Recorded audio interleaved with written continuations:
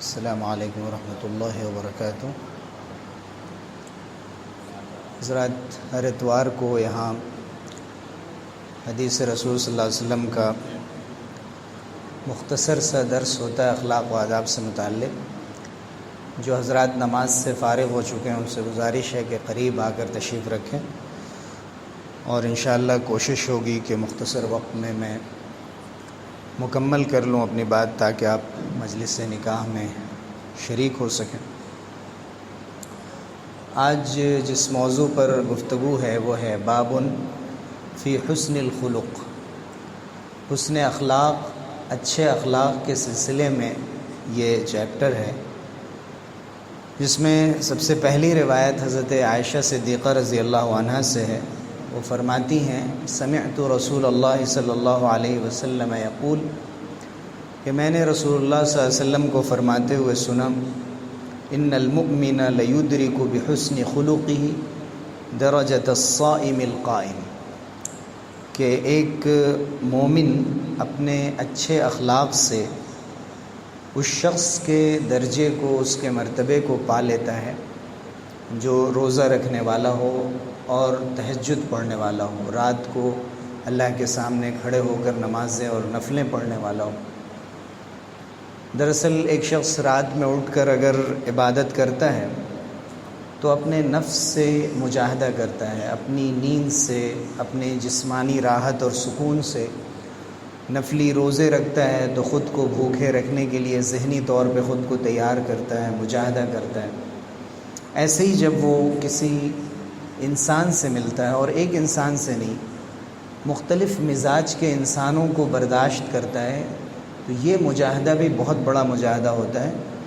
اور اسی برداشت کرنے کو حسن اخلاق کا اعلیٰ درجہ قرار دیا گیا کہ انسان اپنے مزاج، اپنی عادت، اپنے معمول، اپنی سمجھ کو پیچھے رکھتے ہوئے دوسروں کو اہمیت دے دے۔ کوئی بات کہہ بھی رہا ہے تو صحیح انداز سے اور درست طریقے سے پیش کرے، لوگوں کو معاف کرنے کی عادت رکھے۔ یہ وہ بنیادی اخلاق ہیں کہ جس سے ایک انسان نفلی روزے اور نفلی عبادت کرنے والے کا درجہ بھی پا لیتا ہے، بلکہ بعض محدثین نے لکھا کہ اس سے تو صرف اللہ کا حق ادا ہوتا ہے، اس سے اللہ کا اور اللہ کے بندوں دونوں کا حق ادا ہوتا ہے۔ اس لیے جیسے اسلام میں عقیدے کا احترام ضروری ہے، عبادتوں میں صحیح آداب کا لحاظ ضروری ہے، معاملات میں حلال و حرام کا لحاظ ضروری ہے، گھر کے اندر جو معاشرت ہوتی ہے ان میں اسلام کے احکام پر عمل ضروری ہے، ویسے ہی اخلاق بھی اعلیٰ درجے کا شعبہ ہے اسلام کا، کہ اگر اس میں ہم کمال حاصل نہیں کرتے اور اپنی تربیت نہیں کرتے تو دوسری چیزوں میں بھی اس کے ذریعے سے اثرات پڑتے ہیں۔ پھر حضور اکرم صلی اللہ علیہ وسلم نے دوسری روایت میں فرمایا، جو حضرت ابو دردہ رضی اللہ عنہ کی روایت ہے، ما من شیء اثقل فی المیزان من حسن الخلق۔ یہ تو دنیا کے بارے میں بتایا گیا، اخروی اعتبار سے اگر دیکھا جائے تو حسن اخلاق سے بڑھ کر انسان کے عمل کو تولنے کا جو ترازو ہوگا، میزان ہوگا، تو اچھے اخلاق سے بڑھ کر کسی چیز کا اتنا وزن نہیں ہوگا جتنا کہ حسن اخلاق کا ہوگا۔ اس لیے کہ یہ حقیقت ہے اور اہل حق کا یہ عقیدہ ہے کہ قیامت کے دن اعمال وزن کیے جائیں گے۔ اب اللہ تعالیٰ ان اعمال کے ثواب کو وزن فرمائے گا، یا انسان کے جو اعمال نامے اور دفتر ہوں گے ان کو وزن فرمائے گا، یا اللہ تعالیٰ اخلاق کو یا انسان کے نیک عمل کو ایک وزن، ایک ویٹ دے دے گا، جیسے چاہے اللہ تعالیٰ کر سکتا ہے۔ اس دور میں ان باتوں کو سمجھنا مشکل نہیں رہا، جب بہت سی چیزیں بہت سی چھوٹی سی حجم کے اندر داخل ہو جاتی ہیں، چھوٹے سائز میں بڑی بڑی فائل آ جاتی ہے۔ جیسے جیسے قیامت قریب آتی جا رہی ہے، قیامت اور آخرت کی بہت سی باتوں کو سائنسی اعتبار سے بھی سمجھنا مشکل نہیں رہا۔ ایک آخری حدیث اس سلسلے کی کہ حضور اکرم صلی اللہ علیہ وسلم نے فرمایا، حضرت ابو امامہ رضی اللہ عنہ کی روایت ہے، انا زعیم، میں کفیل ہوں، میں ضامن ہوں، میں ضمانت دیتا ہوں، ببیت فی ربض الجنہ، ایک محل اللہ کی طرف سے تعمیر ہوگا اس شخص کے حق میں کہ جو ترک المراء وان کان محقا، اگر دو مسلمان بھائیوں میں آپس میں بحث ہو جائے، دو لوگوں کے درمیان کسی بات پر جھگڑا ہو جائے، تو وہ جھگڑے کو چھوڑ دیتا ہے اگرچہ وہ حق پر ہوتا ہے، اپنی بات پیچھے کر لیتا ہے، بحث نہیں کرتا ہے، آرگومنٹ اگر غلط راستے پر جا رہا ہے تو اسے چھوڑ دیتا ہے، اور اس شخص کو غلط پر ہوتے ہوئے بھی ایک کوشش کے بعد اگر دیکھتا ہے کہ یہ ماننے کو تیار نہیں، تو بد اخلاقی کا جواب بد اخلاقی سے نہیں دیتا، پھر اس کو رہنے دیتا، کسی دوسرے موقع کا انتظار کرتا ہے۔ تو حضور نے فرمایا کہ میں ایسے شخص سے جو حق پر ہوتے ہوئے بھی جھگڑے اور لڑائی اور غیر ضروری بحثوں کو چھوڑ دیتا ہے، اس کے لیے میں وعدہ کرتا ہوں کہ اللہ کی طرف سے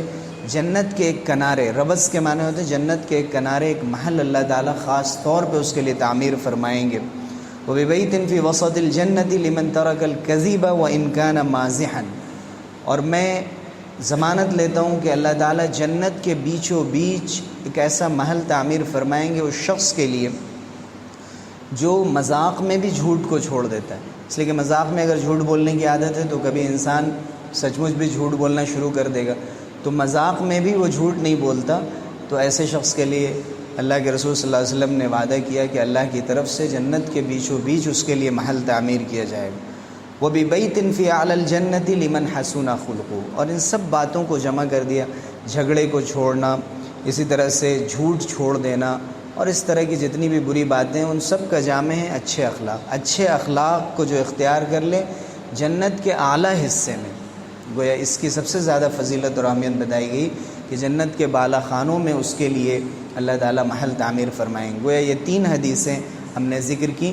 جن میں ایک میں یہ بتایا گیا کہ حسن اخلاق سے بڑھ کر کسی چیز کا وزن نہیں ہے انسان کے نام اعمال میں اور اس میزان میں جس میں وزن کیا جائے گا۔